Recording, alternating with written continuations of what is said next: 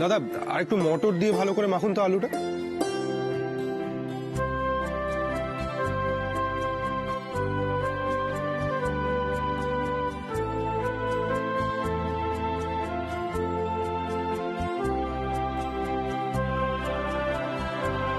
দেখুন তো ঠিক আছে কিনা।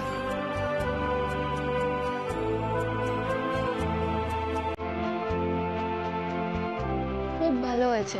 আপনাকে তো আজকে কিছু বলিনি, তাও আপনি আলুটা খুব ভালো মেখেছেন।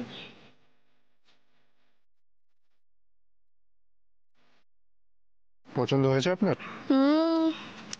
একদম আমার মনের মতো। রাধাবাবুকে তো ভালোই ট্রেনিং দিয়েছেন দিদি। আগের বারে তো ফুচকা থেকে নাক ছিটকেছিল, এবারে তো উনি নিজে নিজেই সব বলে দিলেন। ওনার কথা মতোই তো আলুটা মাখলাম। আপনি বলে দিয়েছেন? দেখেছেন তো আমি কত ভালো স্টুডেন্ট। একবার শিখিয়েছেন আর আমি সব শিখে নিয়েছি। ভাগ্যে দাদাবাবু ফুচকা করাটা শেখেন দি, তাহলে তো আমার ভাত মারা যেত। যেদিন দরকার হবে সেটাও শিখে নেবো।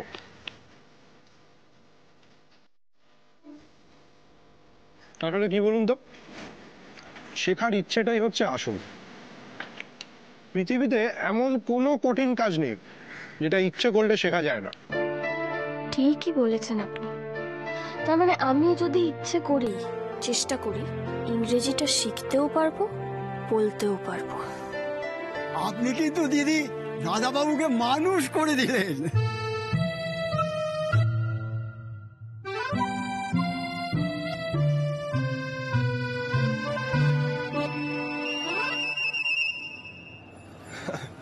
আপনি একদম ঠিক বলেছেন দাদা, উনি সত্যি আমাকে মানুষ করে দিয়েছেন।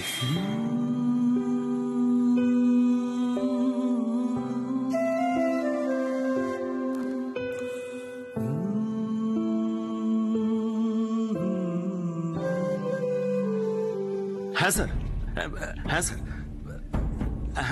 হ্যাঁ নিশ্চয় নিশ্চয়। না না, কোনো অসুবিধা নেই, কোনো অসুবিধা নেই। হ্যাঁ আপনি আসুন, আসুন না। হ্যাঁ রাখি। হ্যাঁ ওকে ওকে। বাবা কি হয়েছে, ওনারা কি চলে এসছেন? না, ওনারা আজ একটা কাজে আটকে পড়েছেন, আজ আসতে পারবেন না। যাক বাবা, ভালোই হয়েছে আজকে আসছেন না। এই অশান্তির মধ্যে ওনারা এলে যে কি হতো কে জানে। তুই আজ যেটা করেছিস শিখা, তার কোনো ক্ষমা নেই। তুই ভাবতে পারছিস না আজ তোর কপালে কি আছে। বর্ষা, তুমি এক্ষুনি ব্রিফকেসটা খুলে দেখো টাকা ঠিক আছে কিনা। বাবা আমি বলছিলাম কি যে মানে এসবের কি আর দরকার আছে? যতই হোক উনি তো আমার গুরুজন। হ্যাঁ বাবা, ব্রিফকেসটা যখন পাওয়াই গেছে তাহলে আর আমার মনে হয় এসবের দরকার আছে। বর্ষা, যে আমার আলমারি থেকে ব্রিফকেস সরাতে পারে, সে ব্রিফকেস থেকে টাকা সরাতে পারবে না ভাবছো? আমি বলছি তুমি ব্রিফকেসটা এক্ষুনি চেক করো, দেখো টাকা ঠিক আছে কিনা। এ কি, কোথায় যাচ্ছ তুমি? টয়লেট পেয়ে গেছে। চুপচাপ দাঁড়িয়ে থাকো, আমি না বলা পর্যন্ত এই ঘরের বাইরে তোমরা কেউ যাবে না। প্যান্টে হয়ে যাবে। বর্ষা, টাকাটা গুনো। হ্যাঁ বাবা।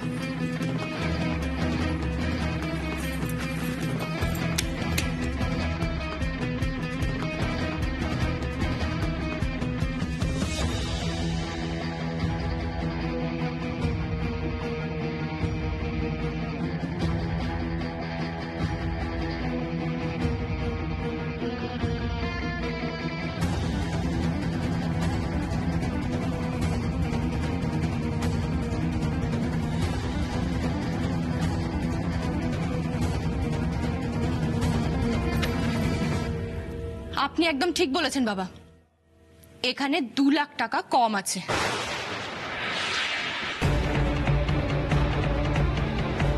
তুমি তুমি ঠিক গুনেছো তো? হ্যাঁ বাবা, আমার কোনো ভুল হয়নি। বর্ষার পিসির ঝামেলায় লাভটা আমার। একেবারে করকরে 2 লক্ষ টাকা ড্রাইভ দিয়ে সোজা আমার পকেটে। ব্রিফকেসটা নিয়ে অবশ্য পরিশ্রমটাও কম হয়নি। দাদা আমি তুই চুপ কর, একটা কথা তুই বলবি না। তোর মুখটা দেখলে আর কথা শুনলে আমার মাথাটা আরো বেশি গরম হয়ে যাচ্ছে।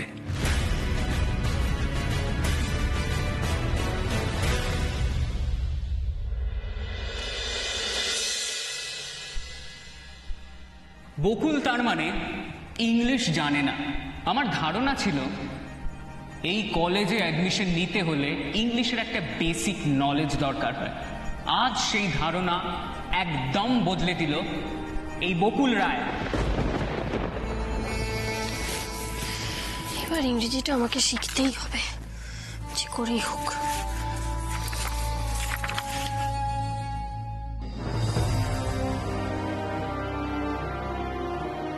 আমি কাল একবার ওই নাম্বারটায় ফোন করব।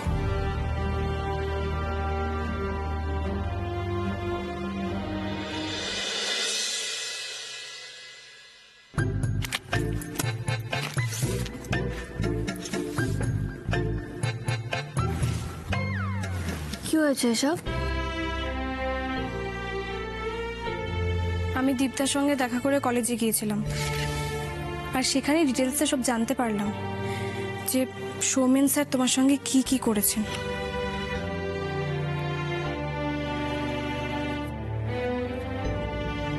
ছোট বৌদি, তুমি আমাকে কেন নিজে থেকে সবটা বলনি? আমি এই ব্যাপারে আর কাউকে ডিস্টার্ব করতে চাইনি এসা।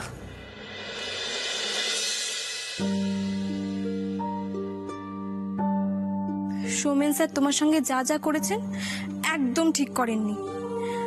আসলে তুমি সব সত্যি বলেছিলে তো, তাই তিনি হজম করতে পারেননি, সেজন্য সবার সামনে তোমাকে অপমান করেছেন।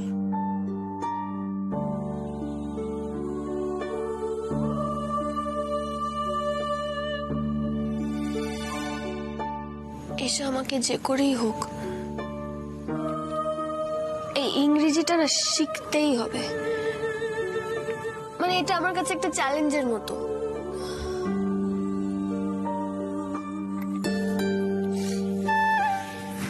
ছোট বৌদি, তোমার চোখে জল দেখতে আমার একটুও ভালো লাগে না। তুমি যখন ইংলিশটা শিখবে বলেছো না, নিশ্চয়ই শিখবে, কিন্তু এই মিষ্টির বই থেকে তুমি কতটা শিখতে পারবে বলো তো? আমি তোমার অবস্থাটা বুঝতে পারছি ছোট বৌদি, এতে অস্বস্তির তো কিছু নেই, বরং তুমি যে চ্যালেঞ্জটা সৌমেন স্যারকে করেছো সেটা করার জন্য অনেক সাহস দরকার। শুধু চ্যালেঞ্জ করলেই হবে না এসা, আমাকে তো চ্যালেঞ্জটা জিততে হবে। আমিও সেটাই ভাবছি। তুমি ইংলিশটা শিখবে কি করে? আমি যতটুকু জানি তোমায় হেল্প করতে পারি, কিন্তু তাতে তো শুধু তোমার বেসিক ইংলিশটা সড়গড় হবে। এসব এসব তাহলে আমার অনেকটা হেল্প হয়ে যায়। দাঁড়াও, আমি তোমাকে একটা ভালো গ্রামার বই দিয়ে যাচ্ছি, সেটা পড়লে তোমার অনেক হেল্প হবে। থ্যাংক ইউ সো মাচ এসা। আরে ছোট বৌদি, তুমি আমি মন থেকে বললাম থ্যাংক ইউটা, কোনো ফর্মালিটি করিনি। আর একটা কথা, এই বিষয়ে যেন কেউ কিচ্ছু জানতে না পারে। কোন বিষয়ে বলা বারণ?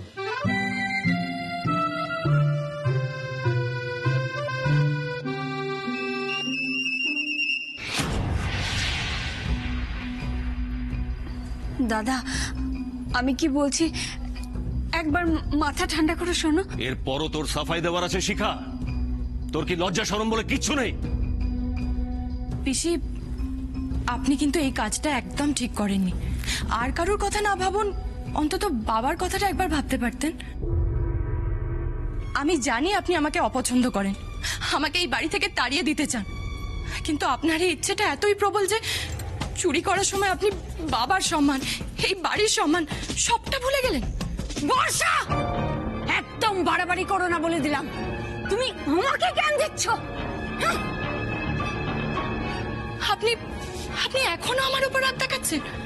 আজকে ওনারা টাকাটা নিতে আসেননি ঠিকই, কিন্তু যদি আসতেন তাহলে কি হতো ভাবুন তো। এই ব্রিফকেস খুলে যখন দেখতো 2 লাখ টাকা কম আছে, তাহলে ওরা বাবাকে কতটা অপমান করতেন। আর বেশি কিছু বড় কেস কে যাবে, থামো। না আমি থামবো না। আমি কেন থামবো? হ্যাঁ, ওই মেয়েকে থামতে বল। অসভ্য মেয়ে কথাকার আমাকে জ্ঞান দিচ্ছে, আমাকে। আপনি এত কিছুর পরেও আমাকে দোষ দিচ্ছেন? আচ্ছা আপনি বলুন, ওই 2 লাখ টাকা তো আর ডানা নেই যে উড়ে যাবে। বর্ষা, একদম চুপ করে বলে দিচ্ছি। আমি জানি এসব তোমার কীর্তি। তুমি আগে থেকে টাকাটা সরিয়ে রেখে সেই ব্রিফ কেসটা আমার ঘরে লুকিয়ে রেখেছে আমাকে ফাঁসানোর জন্য। শিখা,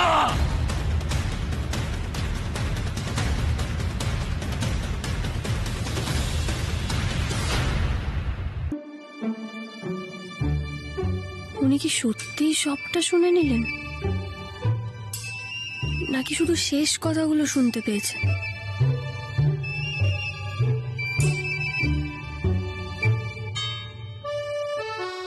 দুজনেই চুপ। এসা, কি হয়েছে বলতো?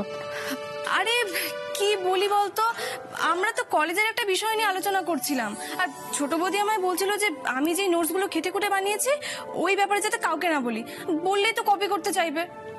ও, কিন্তু এত বছর তো তুই সব নোটস শেয়ার করতি বন্ধুদের সঙ্গে, আজকে হঠাৎ কি হলো? মানে কোনো স্পেশাল নোটস বানিয়েছিস নাকি? দেখ ছোটদা ভাই, তুইও না এসব শুনলে কিন্তু তুই পরে বোর হবি। কলেজের এসব কথা শুনে বেকার তো টাইম ওয়েস্ট হবে। ছোট বৌদি শোনো না, আমি এখন আসছি। হ্যাঁ,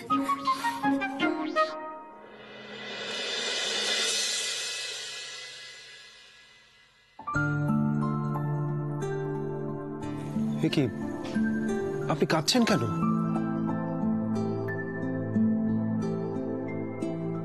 কি হয়েছে আপনার, আমাকে বলুন। এসব এটা কান্না নয়, আমার তো ঠান্ডা লেগেছে প্রচন্ড, তাই চোখ দিয়ে জল পড়ছে। সকাল থেকেই তো ছিল, আপনি বোধহয় খেয়াল করেননি।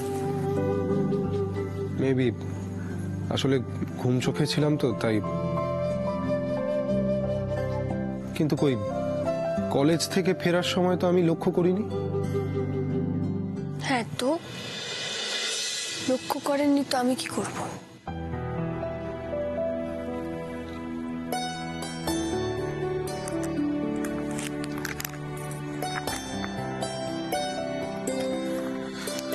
বকুল, এই বইটা এখানে কি করছে? আরে বই দেখ, তুই বললি বলে আমার মনে পড়লো, নাহলে তো ফেলেই চলে যাচ্ছিলাম। এই বইয়ে একটা গল্প আছে, সেটা নিয়ে তো আমরা আলোচনা করছিলাম। ও ছোট বৌদি, বইটা দাও না। হ্যাঁ, দাও দাও দাও, মিষ্টি কেটে আমি ফেরত দিয়ে আসি। আসছি আমি। এই ছোটদা ভাই, আসি। বকুলের হাতে মিষ্টির ইংলিশ বই, আর তখন বকুল ওই বিজ্ঞাপনটা খুব মন দিয়ে দেখছিলেন। তাহলে কি আমি যেটা ভাবছি সেটাই ঠিক?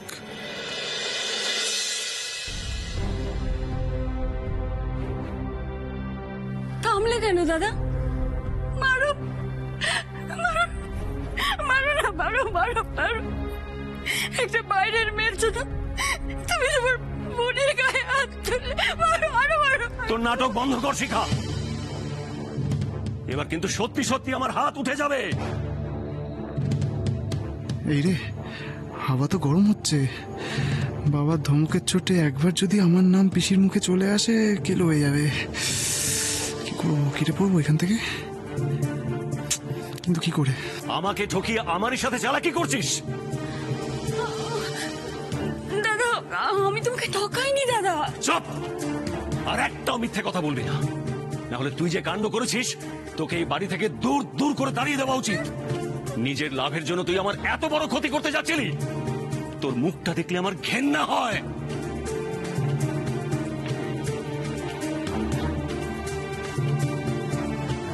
বাবা, বলছিলাম কি, মানে হতেই তো পারে যে ওই ব্রিফকেসটা যখন ওনারা দিয়েছিলেন তখন থেকেই ভেতরে 2 লক্ষ টাকা কম ছিল।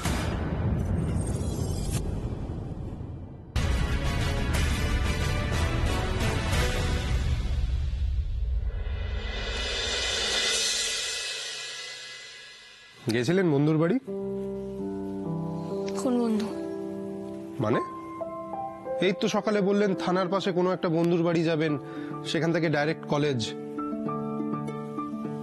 ও কাজলের কথা বলছেন? হ্যাঁ, গেছিলাম তো কাজলের বাড়ি। কাজল বাড়িতে ছিল না, কি একটা কাজের বাইরে বেরিয়েছিল, তাই আমি ওর বাড়ি গেলাম। বাড়িতে গিয়ে ওকে পেলাম না, তাই আমি আবার বাড়ি চলে এলাম, দিয়ে আবার গেলাম।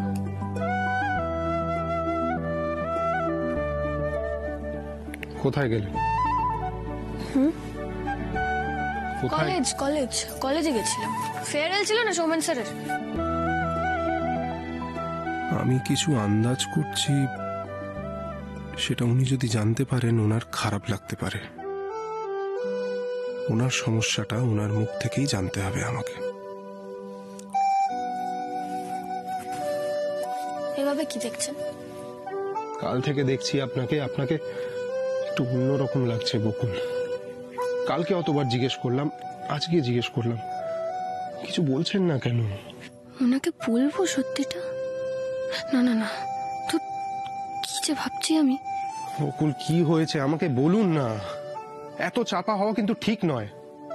আরে আমি তো আর আগের মতো রাগী নই, আপনার সঙ্গে খারাপ ব্যবহারও করি না। ফুচকাওয়ালাও বুঝে গেছে আপনি আমাকে মানুষ করে দিয়েছেন।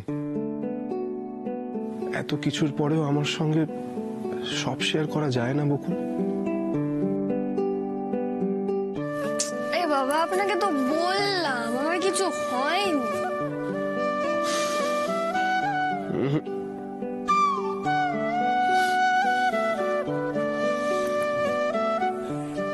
আপনার সৌভাগ্য বলুন আর দুর্ভাগ্য, আমার থেকে বেটার আপনাকে কেউ চেনে, এটা নিয়ে সন্দেহ আছে। অফকোর্স মা ঠাম্মিকে ছেড়ে। আপনি কিন্তু আমার কাছ থেকেও আলটিমেটলি কিছুই লুকোতে পারেন না।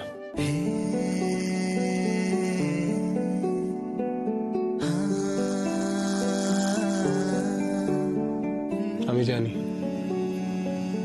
কোন কথাটা আপনি আমার কাছ থেকে লুকোতে চাইছেন।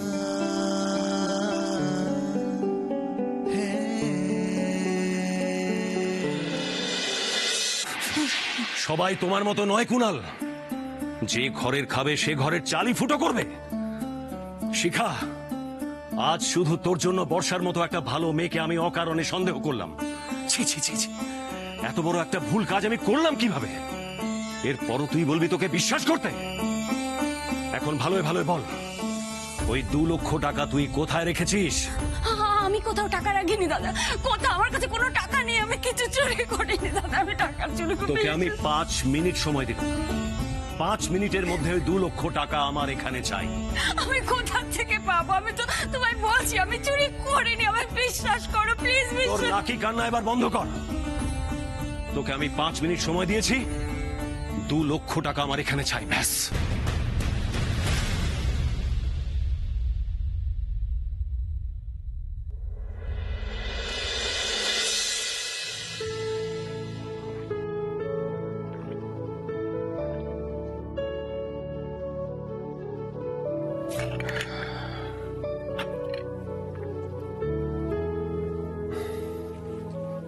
খুব জরুরি কিছু নিয়ে ভাবছেন কি? মানে আমি ডিস্টার্ব করছি না তো? না। আপনাকে লন্ডনের গল্প কোনোদিনও করিনি না, মানে আমার এক্সপিরিয়েন্স নিয়ে? না। লন্ডন আমি এমবিএ করতে গেছিলাম, জানেন তো? খুব মজার শহর লন্ডন, মানে আমার খুব প্রিয়। কি ডিসিপ্লিন লোকজন সেখানে। থাকতে থাকতে না আমার মন বসে গেছিল। আমার প্রথম একার সংসার, ইন্টারেস্টিং। ফেরার সময় খুব মন খারাপ হয়েছিল, খুব। অথচ যেদিন আমার লন্ডন যাওয়া ফাইনাল হয়েছিল সেই দিন আমার টেনশনটা দেখতেন। সেই সময় যদি আমার ভয়টা দেখতেন আপনি, তখনই আমাকে ভিতরাম বলে ডাকতেন। কেন ভয় কেন পেয়েছিলেন? কিসের জন্য আবার? ইংলিশের জন্য। ইংলিশের জন্য আপনি ভয় পেয়েছিলেন? মানে আপনি তো ইংলিশ মিডিয়াম স্কুলে পড়তাম, সেটাই বলতে চাইছেন তো? ইংলিশ মিডিয়াম স্কুলে পড়তাম, কিন্তু কি বলুন তো, ইংরেজদের সঙ্গে তো আর ইংলিশে কথা বলিনি কোনোদিনও। মানে ওদের অ্যাকসেন্টে তো কথা বলতে পারতাম না, আর আমার অ্যাকসেন্টটা মানে ইংলিশের অ্যাকসেন্টটা ওরা বুঝতে পারতো না। তাই আমি ভেঙে ভেঙে ঢোকটোক গিলে ইংলিশে মানে ওদের অ্যাকসেন্টে কথা বলতে শুরু করলাম। তখন কি মানে আমাদের মতো ছেলে মেয়েদের ইংলিশ শুনে ব্রিটিশরা তো খুব হাসাহাসি করতো। কম টিস শুনিনি আমরা। আর যেখানেই যাচ্ছি সেখানেই ইংলিশ, সে কোনো দোকান হোক বা কোনো কনফারেন্স রুম। তা কি করলেন আপনি? কি আবার, চেষ্টা করলাম। আর শিখে গেলেন? হ্যাঁ, শিখলাম তো, কিন্তু তার জন্য অনেক কষ্ট করতে হয়েছে, খাটতে হয়েছে। শুরুতে অসুবিধে হতো, শুধু যে ওদের মতো ইংলিশ বলতে পারতাম না তা না, ওদের কথাও বুঝতে পারতাম না। তারপর আরো জোরদার চেষ্টা করলাম। বিভিন্ন দেশের যে স্টুডেন্টরা ছিল ওখানে তাদের সঙ্গেও ইংলিশে কথা বললাম, প্র্যাকটিস হতো। বাড়ি থেকে যখন ফোন করতো আমাকে তখনও আমি ইংলিশে কথা বলতাম। দাদা ভাই তো বলতো আমার নাকি মাথা খারাপ হয়ে গেছে। আস্তে আস্তে ইংলিশের অভ্যেসটা হলো, আর ইংলিশের ভয়টাও কেটে গেল। ঠিক তখনই আমি একটা বিষয় রিয়েলাইজ করলাম। কি? কোনো ভাষা কোনোদিনও কোনো মানুষের কাছে বাধা হয়ে দাঁড়াতে পারে না। আচ্ছা, আপনার কি এরকম কোনো সমস্যা হয়েছে ভাষা নিয়ে কোনোদিন?